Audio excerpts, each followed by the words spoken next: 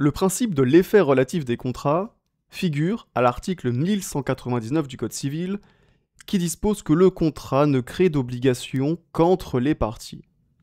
Ainsi, en vertu de l'effet relatif des contrats, le contrat ne peut pas avoir d'effet à l'égard des tiers, ne peut pas avoir d'effet à l'égard des personnes qui ne sont pas parties au contrat.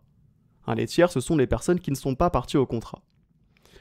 Mais donc ainsi, les tiers ne peuvent pas se voir imposer des obligations ou se voir reconnaître des droits au titre du contrat. Autrement dit, un contrat ne peut rendre créancier ou débiteur que les parties elles-mêmes, et non les tiers.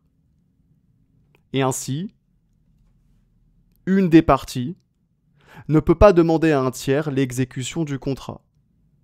Bah oui, puisqu'un tiers ne peut pas être débiteur d'un contrat qu'il n'a pas conclu, puisqu'un contrat ne peut pas créer d'obligation à l'égard d'un tiers. Et bah nécessairement, une partie au contrat ne peut pas demander à un tiers d'exécuter le contrat.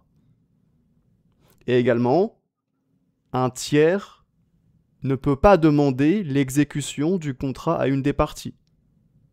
Là encore, c'est la même logique, puisqu'un tiers ne peut pas être créancier d'un contrat qu'il n'a pas conclu, puisqu'un contrat ne peut pas conférer des droits à un tiers.